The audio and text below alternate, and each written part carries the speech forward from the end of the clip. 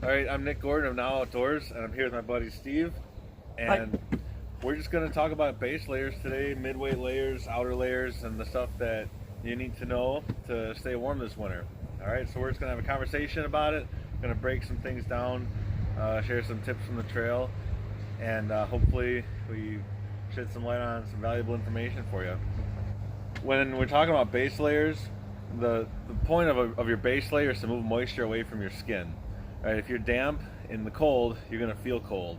So we both have these layers on that are very breathable, and we're going to show you some examples of different things that you might consider wearing out there in the cold.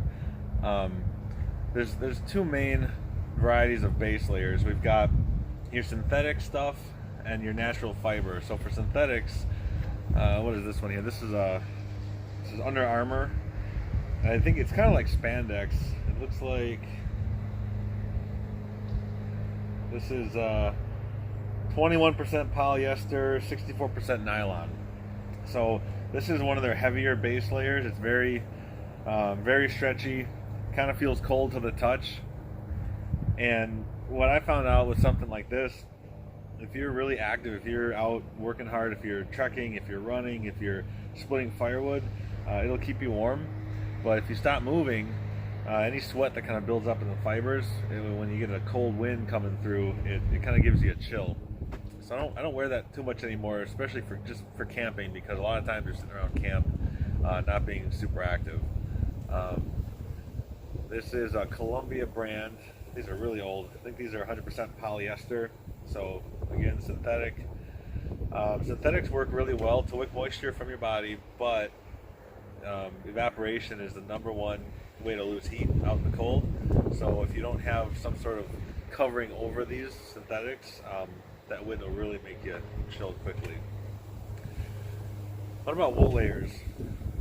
This is a Minus 33 brand, and we have a Woolex brand as well. They're basically just merino wool. A lot of folks think that wool is really itchy. Steve, is wool really itchy? Not anymore. No. What is this here? Yeah, this is a Woolex brand. Your wool will feel more comfortable than a lot of your polyesters. Yeah, the days of your grandparents' itchy wool sweaters, those are gone. This merino stuff, it's kind of expensive, but it's super soft, and it's my personal favorite base layer. Some people are allergic to wool, and if so, then you're gonna probably want to stick with a polyester, but you can still use maybe a wool mid layer as well if you want to. The other thing too is if it gets sweaty and damp, it stays warm. It retains heat a lot better than the synthetic wool. If you're going through the woods, protect it. Wear something over it. Even a windbreaker will help. Something that's breathable. If it's a little colder, some fleece, something to protect the wool from getting snagged.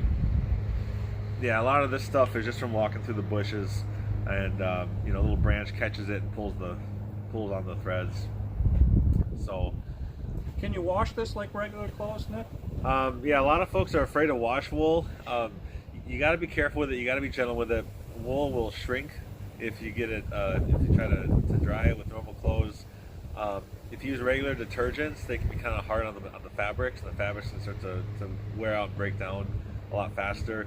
So you want to use a special wool detergent.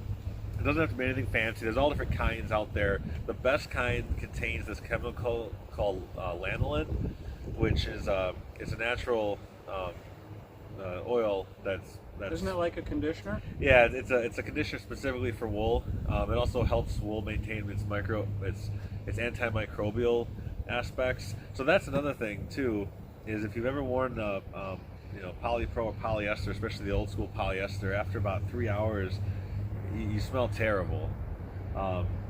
With wool, it has antimicrobial elements in there that help it to not smell so quick. So, you can go out when I'm on trips for 5, 6, 10 days, 2 weeks, I'll sometimes wear the exact same base layer, and I can still, I have after 2 weeks I can't really stand my smell, but you don't smell terrible as quickly. You can go several days and not smell too bad. Whereas the synthetics, like this Under Armour, after about 2 or 3 hours, if you're sweating, it reeks. It really reeks. So, Let's see what else. So for base layers, if you can afford the wool, if you're not allergic to wool, I highly recommend wool. Otherwise, your synthetics can be really nice too. I've also got some mid-weight or mid layers to kind of show you here. Actually, I can pop these down below. This is a really, really easy way to go. Once you've got your base layers figured out, the cheapest go-to that worked for me for years and still does is to just use fleece.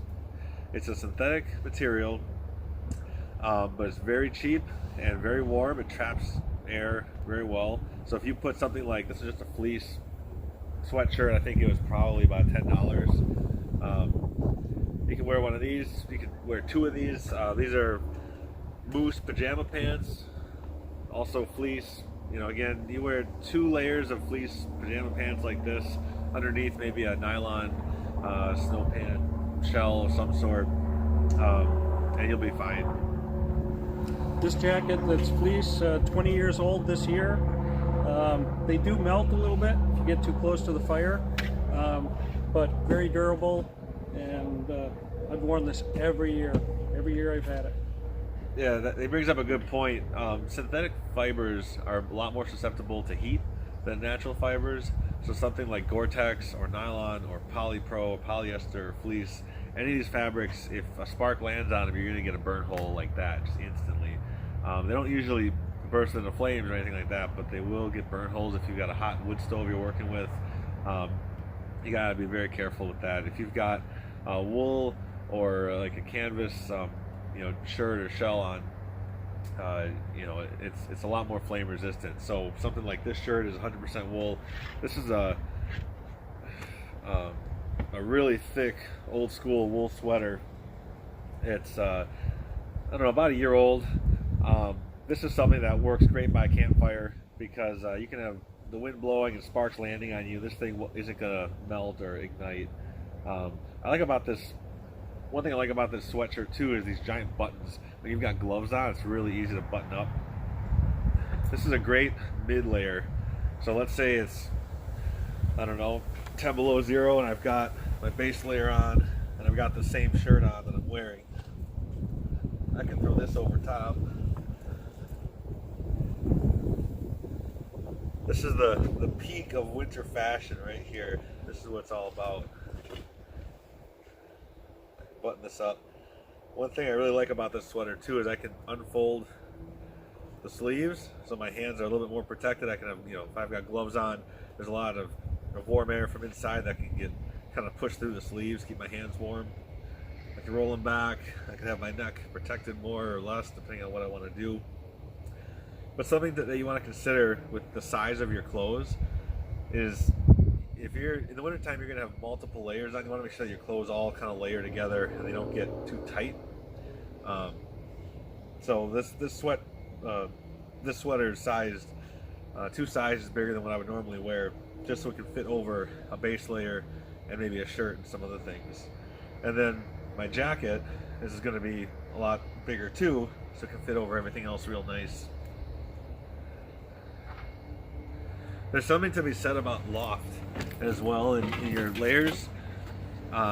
If it's really cold out, if it's like 10 below and I've got just this wool on, maybe I'm hiking and I'm producing a lot of heat, moisture from my body is going to go through these layers, but because they're so thin, the outside of my clothes might be really cold. If it's 10 below outside, my shirt might be 10 below, say my backside, and what happens is as the moisture gets pushed through, it hits the outside of your clothing and it freezes because the outsides of your clothes are so cold. So you end up with this sheet of ice on your back.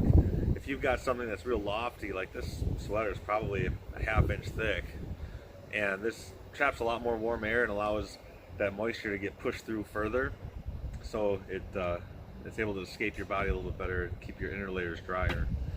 So it is good to have some loftiness. Same with fleece too, real lofty. Other things that you could consider wearing as a mid layer be maybe a down vest. So down vests, down jackets, they don't have to be super thick for mid layers, but again, you want to keep in mind that they are highly susceptible to campfires, damage from sparks and things like that. I saw somebody on a trip once. They reached into a campfire to grab a cup of coffee with a brand new down jacket on, and they grabbed their cup. The whole arm of their jacket just kind of shrink wrapped, and feathers went everywhere. It was really sad. It was a Patagonia jacket, very expensive. Expensive jacket. mistake. Yeah. Now, if you're working outside, Nick, is that down vest going to be a sponge, or is it going to be okay handling the extra moisture and sweat? So these down jackets, down vests, because they're nylon isn't very breathable. And what happens is, if you're sweating a lot, that moisture from your body can get trapped on the inside between the two layers of nylon. If it's really, the colder it is, the worse the problem becomes. If it's really cold, let's say it's 20 below, and you're working outside, and it takes a couple hours before you start getting chunks of ice that form inside the feathers of the jacket. And what happens after that, if you do warm up the jacket, the ice just melts and spreads on the inside, and it just gets worse and worse until you dry your coat. So, generally speaking, the colder it is, the more breathable I want my clothes. So if it's around 30 degrees, I'll wear nylon shells. If it's 30 below, everything's breathable. Every single layer is better. Let's say that you're out in the wintertime on a camping trip, maybe 3 or 4 days, and all of a sudden you get a warm spell and we get rain or sleet or one of those situations. In that case, you're gonna want something like maybe a Gore-Tex or a nylon shell, because this stuff here, this wool, the canvas anorak, down jackets, that's all gonna get soaked. So in the rare event that you've got rain, Gore-Tex is definitely the way to go. But generally speaking, the colder it is, the more breathable you want your clothes, because the only moisture that you're dealing with is coming from your body. It's not coming from the environment, right? Any moisture that's out in the air is going to be frozen. So as long as you can get the moisture from your body pushed through your clothes outside, you'll be in good shape. You'll stay dry. Next, we're going to talk about outer layers, your shell layers. And we got a few examples here. We'll start with, let's start with going from the top down. This is your typical jacket. People show up with these. This is probably what 90% of people wear every day in the wintertime. It's got a nylon shell on the outer shell, and nylon liner. Some coats have fur hoods, some coats go down to your knees, but most people's coats that I see wearing around town are nylon. And what happens is, if you're out working in the cold, moisture from your body, if it is able to pass through the inner layer of nylon, it will freeze to the inside of the outer layer of nylon, and you will get ice chunks in there. You don't want ice chunks inside your jacket. You might not feel it the first day, but when you wake up the next morning, you grab your coat, you're going to feel rocks in there like gravel. That's ice. That's bad news. If it's well below freezing, you want to make sure that you've got enough breathable layers underneath your shell. So it's not to say that you can't wear something like this, but make sure that you've got lots of thick, warm, lofty layers underneath this shell. Now, what about Gore-Tex? Gore-Tex, it's the do-all, end-all. It's waterproof, it's breathable. All the cool kids wear it. All the backcountry skiers, mountaineers, they all wear Gore-Tex. It's a miracle material, isn't it? Yeah, don't wear Gore-Tex in Wisconsin when it's 30 below. It's probably the worst thing you could have. What happens again is moisture is passing through your layers, and Gore-Tex. This is just a Gore-Tex shell. There's no liner. It's just a straight up raincoat, waterproof layer. Gore-Tex is supposed to be waterproof, breathable. Below freezing, it's not breathable. That's because the fabric itself, if it's really cold outside, any moisture from your body that touches the fabric, it starts to freeze on the inside. It clogs up the pores super quick, and after about, I don't know, maybe an hour or so of work, you'll take your coat off and there'll be a sheet of frost on the inside. I've seen this as well on Gore-Tex snow pants. I've seen it on gaiters. Moisture from your body will freeze on the inside. So if it's raining out, that means it's above freezing. This is great. If it's well below freezing, what we call a dry cold, below about 20 degrees, you want to avoid this sort of nylon material. All right. Another option for a upper shell. This is a canvas anorak. So when I say canvas, I'm talking like, think painter's drop cloth. It's just straight canvas. There's no insulation in here at all. This is thin, just basic canvas. Do you know what weight this canvas is, Nick? This is a 10 ounce. So what that means is 1 square yard is 10 ounces. So it's pretty heavy. You can buy 5 ounce canvas, you can buy 7 ounce. This one's a little bit heavier. And we like the canvas anorak because when it's windy, like it is today, this is a great windbreak. Now it's not waterproof one bit, not at all.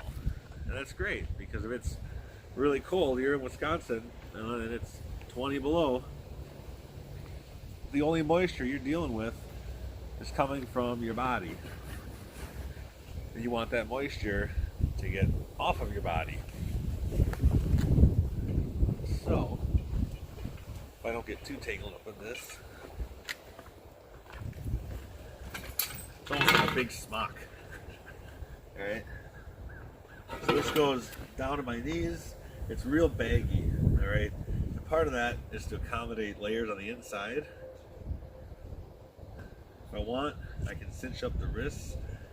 They're baggy enough, I can put great big mitts on, cinch up my wrists like this, and then up on top, I've got a really big hood that can accommodate lots of hats and headwear. I can cinch up the collar if I want.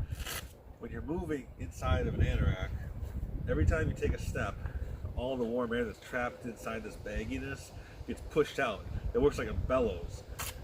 So what happens is you keep these kind of loose, and as you're walking, you actually feel the warm air being pushed out through your sleeves and up through the collar over your face. So I wear glasses, and if I've got the hood up, as I'm walking, this warm air coming up from inside actually keeps my glasses from freezing up, which is super nice.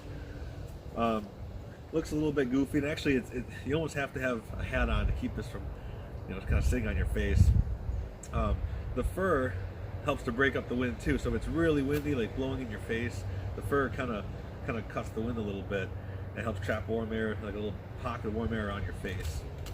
So this one too, you can adjust the hood if you want it to be further back like this, somewhere forward. There's a little adjuster on top.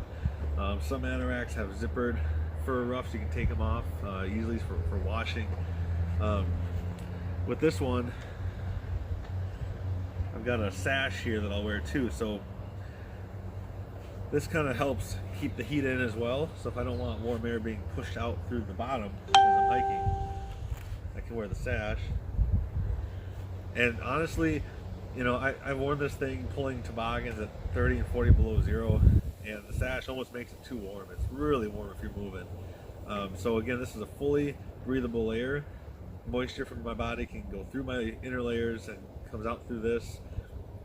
It's really warm when you're active, but it keeps the wind off really, really well. So definitely something to consider. And it's got a counterpart. These are 100% cotton.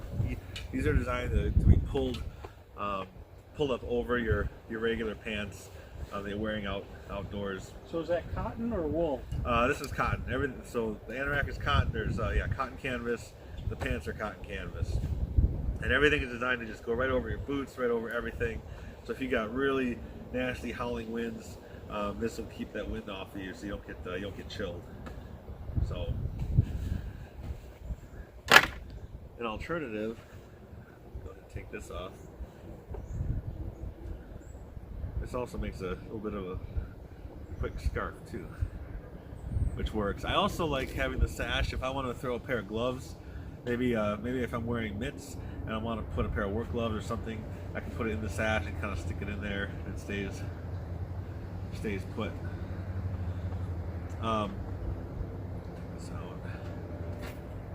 So this also has a kangaroo pocket on the inside. I'll keep my work gloves and things like that. But to be honest, when I'm out hiking, there's so much warm air that gets pushed out of the sleeves just from walking that I almost never have to have heavy mitts or gloves on. I can go barehanded at 20 below because the sleeves are long enough to protect my fingers, and warm air just gets pushed right through these sleeves. So it really works well for that.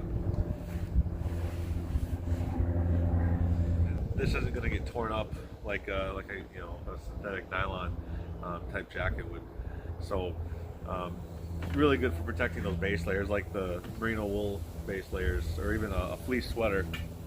So this will protect it really well. I want to point out an alternative to this canvas. Now real quick, price wise, I mean, you can make this stuff yourself. You can buy it online. You can get it for cheap. You can buy Anorax up in the hundreds of dollars. Another alternative is to just get, let's say that you don't want to get a Gore-Tex jacket. You don't have a breathable canvas anorak. You can go to any thrift shop, get a big old oversized, cheap jacket, and just cut out the inner liner. So it's just a shell. So there's no insulation. Let's say, big old jacket like this, maybe it's got a hood on it, and just cut this whole inner liner out. Take all the insulation out, so it's just a shell. And that cheap nylon it's a lot more breathable than Gore-Tex. You can put that over your other layers, and you've got a relatively solid windbreak. All right. I've got 2 windbreakers I use over some of my wool. I don't use it when I'm working because a windbreaker keeps a lot of the moisture in, but I'll keep it loose. And both of them are under $5. There you go. Rummage sales. For pants, same thing. These are military surplus nylon pants. So a minute ago, I showed you these military surplus canvas pants. These are nylon. So these are more susceptible to burns, right? Because they're synthetic.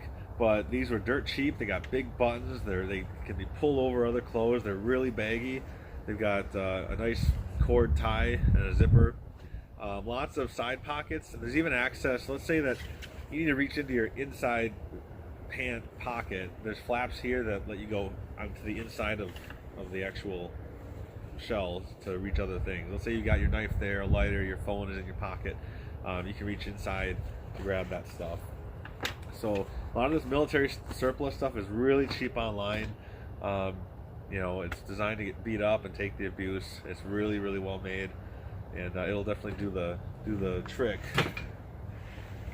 For your outer pants, you can't beat a heavy wool set of pants. We've got 2 here. This is a military surplus. Probably cost $20. Again, you want something baggy. If you're shopping for wool pants, you see something that says it's like 18-ounce wool or 20-ounce wool. Those are pretty heavy wool pants. Those are decent. This pair here is actually 28 ounce, so it weighs a whole bunch. That's why I've got these 2-inch wide suspenders to help keep them up. They're really heavy, but this keeps the wind out. It keeps the heat in, and if you're walking through 3.5 feet of snow, if it's really cold out, the snow just dusts right off. So they're really, really nice. You can't beat wool pants in the wintertime. And if you have a wool allergy, these are more probably more in that scratchy wool range. But if you have a decent set of long johns on, that'll protect your legs from the itching. I've never had any problem with wool being itchy, but like I said, each person's different. So these are Woolrich brand. So you still wear a base layer under these? Yeah. You'll always want a base layer. Generally, I'll wear, if it's really cold, I'll put on a heavier set of long johns on my legs and wear less stuff on top because my legs tend to get colder than my core, especially if you're active. So I'll always have a set of base layers on. But yeah, price-wise, these are about $25. These are Woolrich. Big Bills is another brand. And they're upwards of $100, $150. But a good set of wool pants will last decades and decades if they're taken care of. If you want to buy things a little cheaper, don't buy it when you need it. Go out shopping. Keep an eye out for things. Don't wait till the last minute when you're forced to buy the last thing in the store or the last thing that you find before you go on a trip. Search around. Don't rush into a purchase. That'll save you a few dollars. Yeah, if you're lucky, you can go to thrift stores and find a lot of good stuff like the wool pants. Wool sweaters are great finds at thrift stores. People are always getting rid of wool sweaters, especially the really ugly old ones that nobody wants to wear. but they're great. You find them at thrift stores. They might be a little shrunk depending on how they were taken care of. So make sure you try stuff on. But it's the best place to find a lot of those nice winter layers. Just get them cheap at thrift stores, get them used, and you'll enjoy them for years. We're gonna show you. Nice fashion statement there. Yeah. So we've got hats and gloves. We're gonna take a look at real quick. The important thing to consider here is you want to remember that your base layers can build up moisture, right? So that not only applies to your body, to your core, your legs, your arms, torso, but your hands and your head too. So let's see. This is a real common glove. This one is, let's see, it's got a leather palm. It has a couple places you can actually slide your hand inside. There's a space in there for a hand warmer. And I see a lot of these in the woods. These are like what, ski gloves, right? That sort of thing. So these are super durable. The problem is that nylon, all right, if you're wearing these well below freezing, that nylon is going to be a problem. Let's say I'm really active, let's say I'm splitting wood, I'm hiking, your hands sweat, just like your feet sweat. Your hands and feet sweat a lot, and that moisture goes into the glove. Now how are you going to dry this glove? If you're at home, at the end of a day of skiing, you're at some nice warm lodge, you've been hunting all day, you go back home at the end of the day, camping, how are you going to dry these? You can hang them near a fire. That'll probably work, but you got to be really careful about it. They can be a challenge. The inside is going to be damp. You're going to have moisture built up in there that's going to freeze to the inside. Once you take these off, they're going to freeze up, and the second time you put them on the following day, you're going to have problems keeping your hands warm. They're also kind of tight. Maybe they're a little bit too small for my hands. The other thing to consider too in the cold is gloves versus mitts. When you've got gloves, your fingers are separated, and your hands will actually stay warmer if your fingers are side by side. All right, you can share body heat between fingers. So I would avoid these in in any winter camping situation in Wisconsin. Another glove here. So here's a glove that tries to solve that finger issue. These kind of look like Ninja Turtle gloves. That's what I call them. These are for biking. All right, so they're like monster mitts, or I don't know. There's all different nicknames for them.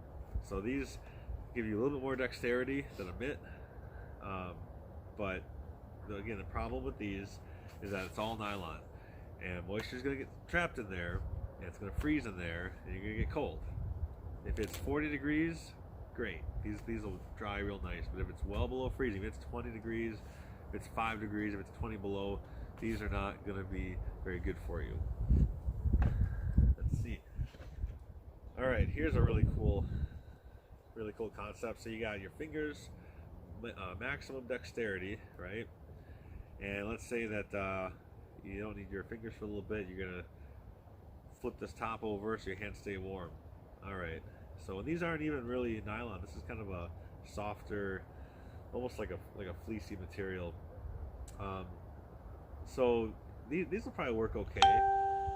If your hands get really sweaty though, and the glove gets really sweaty, they're synthetic. So what happens to synthetics if you try to dry them by a fire? Most people in the wintertime, you're going to dry stuff by a fire or a stove. The only issue you're going to run into is if you try to dry these by a fire, they are susceptible to sparks. All right, these are a little bit tight between the fingers, so I would imagine if you got really sweaty, they'd be hard to take off and put on. Definitely better than the nylon stuff. These are going to breathe a lot better just because the material is that nice fleece. Fleece dries relatively quick too. If you have any sweaty socks, gloves, hats, you can put those in the foot of your sleeping bag at night, and the heat from your body will actually dry those things out too. If you're hiking during the day, let's say that you got a damp pair of gloves or even glove liners, you can actually put these on top of your shoulders, underneath your coat or one of your inner liners, and your body heat will dry them up there. Or you can put a pair of gloves or hat in your waist belt on the inside of your pants, and body heat will dry them out too. These are just really cheap $5 driving gloves from the gas station. They're just fleece, super soft. If a spark lands on them, it's instant burn hole, but they breathe really well. I can dip these in a frozen lake. They'll be soaking wet, And if I just stand by a fire, in fact, you can see the steam coming off just from your body heat. These will dry out really, really well. So they're just a really cheap fleece. They work great.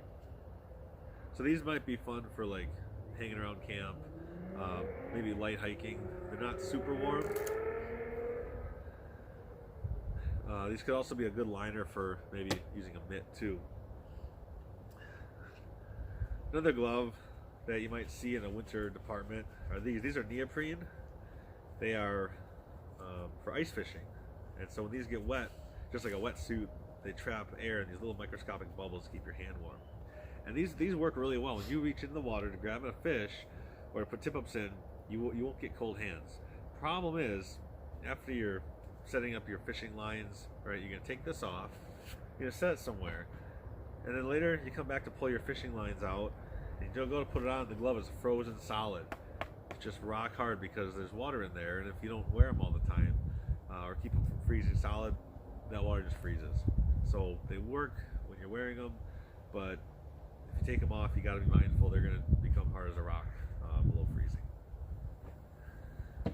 Let's see, now we'll look at some mitts. These are a military surplus mitt. It's just like a Gore-Tex. Actually, I think this is canvas. So a canvas shell. The gauntlet comes way up your arm, and that's to help keep snow out, keep the wind out. All right, nice leather palm. These are dirt cheap online. And inside of this, you want to wear some kind of a liner. And the liner is what you're going to use to help keep your mitt dry on the inside. So if your hands get sweaty, you can take this off and dry it really well. If you don't have a liner, moisture just builds up inside your actual mitt. So it's easier to dry this than to dry the inside of this thing. All right. Let's see what else we got. Here's another one. This is like a, I don't know, they were these motorcycle driving and snowmobiling. Yeah. So same kind of idea. Big gauntlet, nice and loose. What's this for, Steve? That'll help with the wind a little bit. It's a snowmobiling mitt.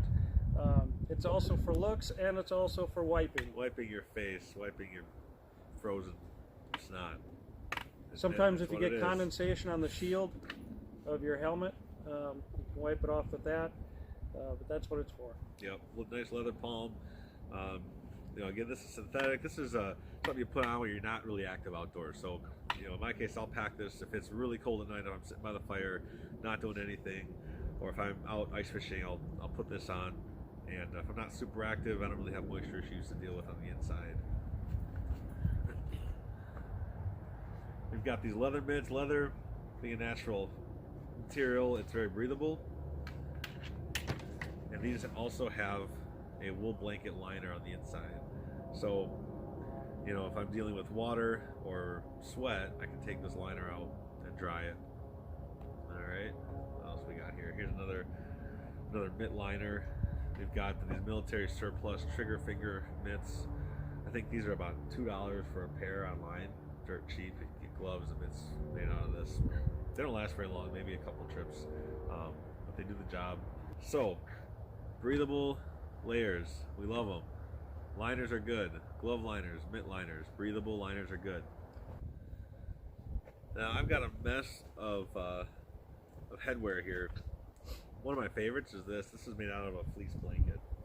It's a neck gaiter, so it's just a tube made from a strip of fleece, probably 50 cents worth of fleece from Walmart. But it's warm. It's great to sleep in. You put this over your neck at night. It's almost like a scarf, but this one, you know, you just kind of wear it like this and it keeps you really warm. You lose 60% of your body heat out of your head and neck.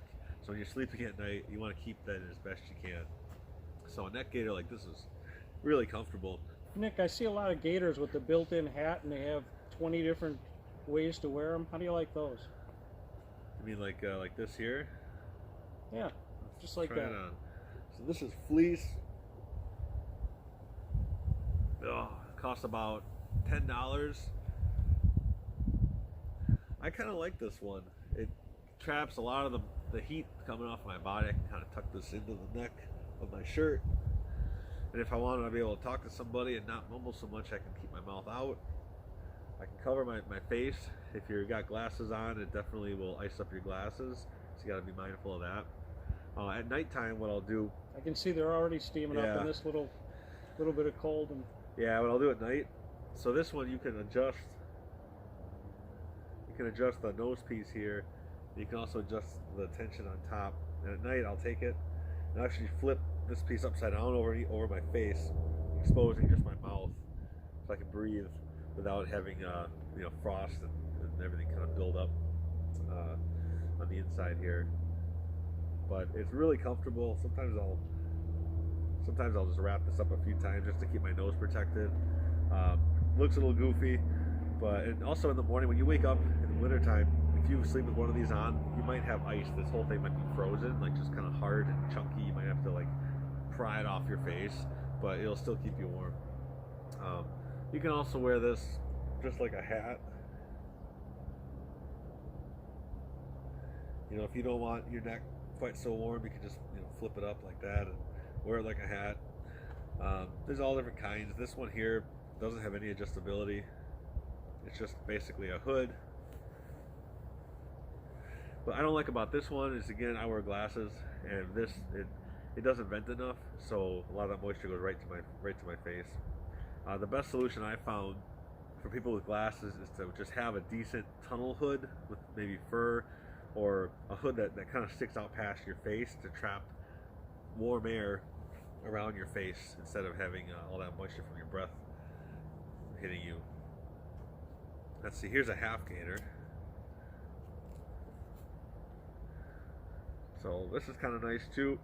For a long time, in fact, I wore this one for years. Not recommended if you're going in the bank. Yeah, yep. Let's see what else we got. This is something I tried a while back. So I've got asthma, and I thought I might try this. This is a face mask that the idea is that it warms the air as you're breathing. So as you exhale, it traps some of that heat. So when you inhale, let's say it's 20 below outside, when you inhale, the area that's coming in isn't 20 below. So it's like a soft rubber face mask. Did that work for you? It worked pretty well. It actually prevents a lot of moisture from freezing to my glasses. You can adjust the ventilation on here, so it really vents better than any of the other ones. At the end of the day, though, it didn't quite fit my face well. I think it was a little bit too tight where my nose is. And you can adjust it a little bit. There's a wire in here, but I ended up not using it too much. This is the Cold Avenger mask, but if anybody's really sensitive to cold air, I highly recommend this one. Let's see what else we got. There you go. This is a Canadian military. I'm not even gonna put this one on. Very warm. This is synthetic, some kind of a fleece. We got this one here, which I think might be homemade. I'm not totally sure. It sounds like there's some sort of a mylar on the inside of this too, but this is a fleece hood, very tall. This will bunch up around your neck and trap a lot of that warm air in there. So they're all basically the same style. It's just a way to cover your head, cover your neck. This is a BlackRock down hat. So for those that like to keep things ultra light, this hat's about 75 bucks. But it's full of really high quality goose down. I think it weighs just over an ounce. It weighs nothing at all. It fits in your pocket. My only problem was with this hat is it's so light you forget you're wearing it, and then you get caught in a rainstorm and you forget that you're wearing a very expensive down hat. So you have to put a lot of work into saving the feathers before they get all balled up in there. But this is a great hat for sleeping in at night. I love it for nighttime. Old Faithful right here. This is a probably $25 hat. Had it for years. Just kind of cheap. It's probably fake rabbit fur. But I like to be able to clip this under my chin, keep my face warm, and at nighttime I'll flip the visor down over my eyes so I don't have to see the sun come up. I can sleep in a little bit. It also traps that nice warm air over my eyes and nose, keeps my nose from freezing. So really like this hat. This is just a knit hat that a friend made for me. This is alpaca, or not alpaca wool. This is yak wool from Nepal. So It doesn't seem like much. You can see right through it. I mean, it's really simple. But I wore this every day on my recent snowshoe expedition last winter, and held up great. I think it's taken a lot of abuse. Um, the other hat that I've got, this one, it has not seen a Wisconsin winter yet. This is alpaca fur from Peru. I think this is it. I think this is the do-all, end-all for, yeah, this is it. The last thing we're going to talk about real quick is just footwear. What you need to know about winter footwear. And I'll have more information online. I'll on my website now, outdoors.org. And I'll have another video coming out that's just really condensed about, you know, the most important information about winter footwear. But we're going to give you kind of an overlook at lots of different options here. So I want to start with socks. All right, avoid cotton socks. We talked before about cotton kills. Cotton traps moisture and holds it against your skin. It doesn't wick moisture away. And if you got damp, sweaty feet, you're gonna have cold feet. And a great start is gonna be with wool socks. If you can't wear wool socks because they make you itch, you can wear a liner sock. You know, a thin liner sock, maybe a synthetic, you know, Polypro, something like that. And then over top wear a heavier wool sock. But wool, even when it's damp and sweaty, will help keep you warm. Feet and hands produce a lot of moisture, so I think your feet can produce about a half a cup a day, I think, of sweat. That's a lot. So you want to have good solid socks. So what I like to do is I'll wear a thin hiking sock like this, like a summertime sock, and then I'll put on a thick wool sock over top. Make sure they're not too tight. Yeah, your outer socks. One thing that happens a lot is people will put 3 or 4 layers of socks on, and if all your socks are the same size, you get a lot of constriction going on, and that constriction squeezes your feet and squeezes the capillaries in your feet. You might not feel it, but it happens. Yeah, so you'll get cold feet because you just don't have the blood flow in there. One of the first things that I tell people in the wintertime when they've got cold feet on a trip is just loosen up your boots. If they've got 3, 4 pairs of socks on, I'll say take off, you know, 2 pairs or so, and it makes a big difference because their socks are just, you know, too many layers, just constricting your feet too much. So you want solid socks. I recommend no more than 2 layers of socks. They can be thick layers, but no more than 2 pairs of socks. Some boots are going to have liners like this. These are wool blanket boot liners, so very flexible. Some people like to wear rubber boots in the wintertime, and that's because they're able to shake the ice out at the end of the day. And so what they'll do is they'll have multiple liners like this that they put inside the rubber boot. These will get sweated up, but they're easy to dry. Again, it's wool, you can dry it by a fire, it's not going to melt on you. So this is one option. A really common liner for a boot is going to be something like this. We've got felt. So this is probably a 1/2 inch thick felt. This one is some kind of synthetic. I don't know what it is. Actually, you know, this might be felt too. So let's take a look at these. These are probably the most common boots out there. Everybody seems to wear these. So it's just a rubber lower half, leather uppers, and this removable liner. It's important you have a removable liner. It's important you have a removable liner. If you cannot take the liner out of your boot, moisture from your feet all day, 1/2 cup a day, will stay in your boot, and you will have cold feet all the time. If you can take the liner out, say at the end of a long day hiking or chopping firewood or making awesome food by a campfire, you can take your sweaty, smelly liners out and put them either on your feet, inside your sleeping bag, or just put them inside your bag at night. The heat from your body will dry these out, and then in the morning you can have nice, warm, dry liners to put back into your boots. Your boots might be a little frozen. It's a good idea at night to loosen your boots as much as you want. It's because these leather uppers, especially if you're by a campfire and snow melts on here, these can be frozen solid, so make sure you loosen up your boots really, really well at night. So keep your boots loose, keep your liners in your sleeping bag at night. If you don't have liners, buy a set of boots that have liners. All right, you gotta have removable liners. These are kind of a cheaper boot, probably $45 range. Let me take the insole out of here. These liners will wear out after a while. That's why you want them removable, so you can just purchase a new pair, put them back into the boot. When you're going to purchase boots, take your socks with you. Make sure you get something that fits the right way. You don't want to find that your boots are perfect for the socks you are wearing, but not perfect for your winter gear. Don't these look warm and toasty? Yeah.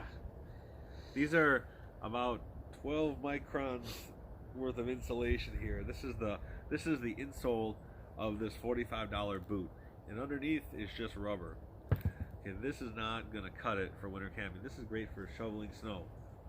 That's it. This has got a little bit of bottom to it, but not enough. You can get another insole. They come in different sizes, different materials, but your insole, you can pop this out and get new ones.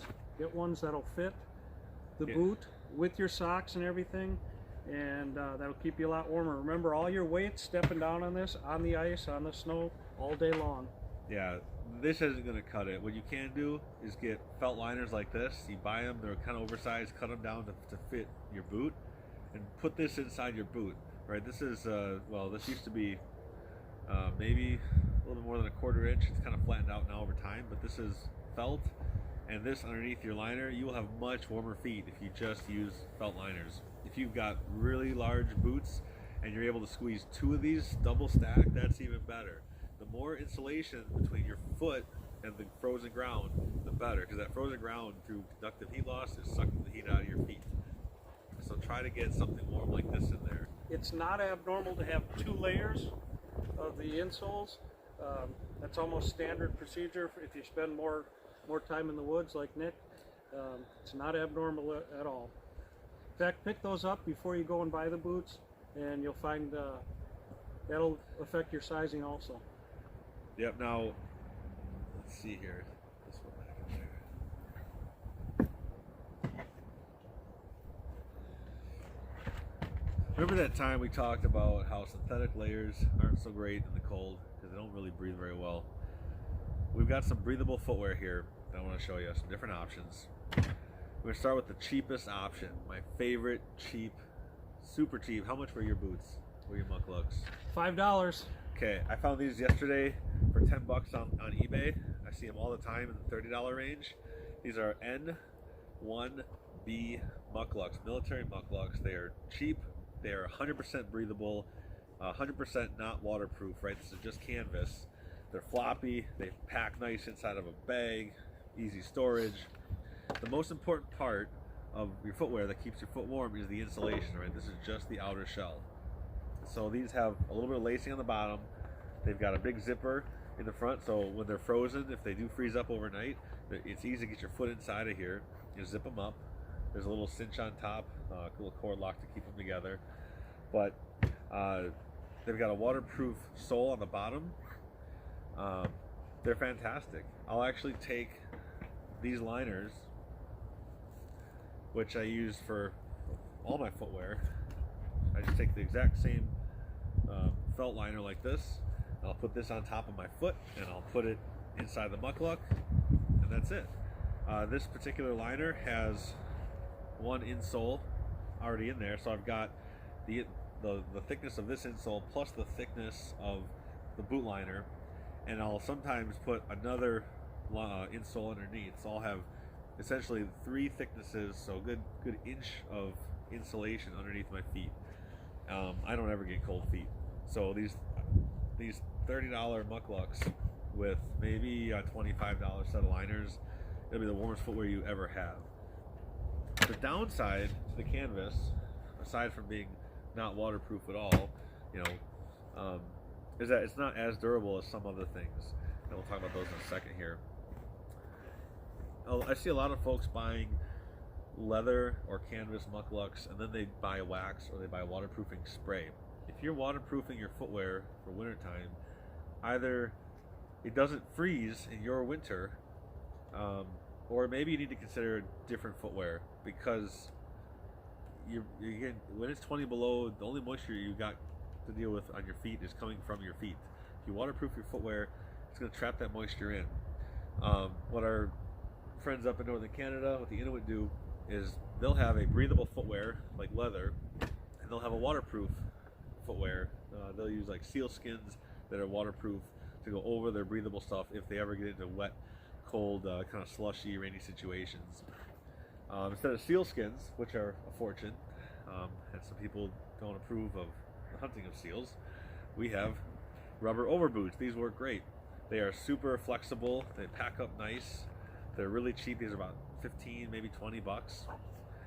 And if I'm walking across a frozen lake and there's a lot of slush, I can just pop out my felt liners from whatever boot I'm wearing and stick them in here. And this is just like a big rubber slipper. So my feet stay nice and dry. They stay nice and warm because of these nice warm innards. So once you buy these felts, the felt insoles, the felt liners, you can swap them between different boots. Is there any difference, Nick, between that liner and these here? These are wool blanket material. They're a lot thinner. In fact, well, this one's actually double thickness. What I like about these is that they're more rigid. I like the rigidity. I also like the height. So these are a couple inches taller, and I think these will probably dry quicker. So if you're hanging these up to dry near a fire or in a hot tent with a stove, I think these will dry quicker than these. But I like the rigidity of these a little bit better. They're both made out of wool. This one has some, I think there's like a mylar layer in there too. There's a couple different layers in this one, but the ones in these leather mucklucks, these are 100% felt. So at the end of the day, not a whole lot of difference, just kind of personal preference. So we've got our really cheap military mucklucks. Then we've got these buffalo hide leather mucklucks. So I had these made for a trip last winter, and they held up really well. So leather is a lot more durable than canvas. We can kick through thick brush and thorns and needles, and these aren't going to be affected as much. They're really easy to put on because these are just wraparound style. So your foot slides in there, and you pull these up around your leg, and there's a little antler button, and then there's these great big long laces, and you just tie them all up. They work really well. The bottoms are like a recycled rubber that has been painted on just for a little more durability. Some people don't even put rubber or anything on the bottoms. So these are about $250 range. But again, they're breathable. They work really well. And then we've got these. These are Empire Wool and Canvas Company True North mucklucks. These are about $450, and they've got the durability of the leather on the bottom and the breathability of the canvas on top. So leather and canvas is both breathable, but that leather is super durable stuff.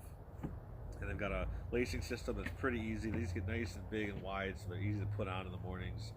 And the bottom is a super tough rubber with a little bit of a more aggressive tread there. So again, what am I going to put inside these shells to keep my feet warm? Probably the same exact. In fact, I use the same $25 insoles. These might be from the Sorel. I think these are Sorel brand liners. But I got the liners at springtime for $8. Yeah, so I'll use the exact same felt insoles and liners in my cheap mucklucks, my expensive mucklucks. The only difference is this outer part and its durability. So, all right, what else we got? Sleepwear. These are down socks made by Goose Feet Gear. I've had them for a few years. I got these really bright colors because I want to be able to find these in a pinch at nighttime when the sun goes down at 4 o'clock. I want to know exactly where my nice warm down socks are. If somebody's got frozen hands, I'll put them on top of their hands, and it warms you up really well too. There's no sole. They're just 100% down. They weigh nothing, take up no space, but they're great for sleeping in. Keeps your feet nice and warm. So that's a sock, not a boot. You don't wear that around, right? Yep, you don't wear this anywhere but inside your sleeping bag. This is a down slipper. It's got a fleece on the inside, has a sole on the outside. Makes a great house slipper. I wore these in the woods too, in a sleeping bag. I don't like the rigidity for sleeping in at night as much as these socks. But if you want something to throw on at night, if you have to go to the bathroom, they're really nice to have. Really comfortable.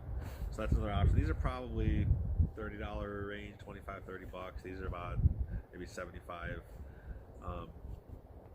And then let's say I'm wearing these down socks and I want to get up to actually go and do something, leave the tent or hammock or whatever. These are Xped down, or not. These are an Xped Camp Booty, so it's a Gore-Tex shell.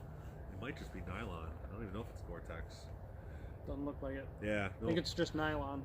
yeah. So just a nylon shell with a really nice, soft but very durable rubber around the base. And this lets me walk around camp. I can walk on sticks and pine needles and all sorts of things, and it doesn't tear up the nylon at all. So if I wake up at night and I got these nice feathery socks on, I can throw my feet in here, walk around camp, my feet don't get cold. So really, really nice to have close by. I think that's about it. We'll finish up here, and there'll be another video on another video lecture on sleep systems and some of the winter camping gear that we'll be using. So I'll have that ready for next time. That's it. Thank you. Why do they put the fur on the outside, Nick? Why not on the inside? Because it looks prettier on the outside. This is the ultimate hat.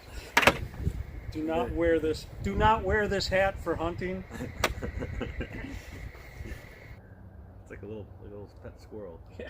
It's very comforting. I would die sweating in this thing. Maybe I should wear that one. Let's see if it. Sure. I like it. All right, but it's got that retro look. You know what I mean? You ever seen Valenkia boots? Basically, No, what the never even Russians heard of wear, them. it's just this, but it's thicker. Okay. It's so thick that this isn't floppy. It's the actual shoe. Okay. Some have no rubber on them. They're just a big felt boot-looking thing goes over your feet, and that is it. Let's see. Yeah. Oh yeah. I think that's it. That's you. Yep, I'll do it.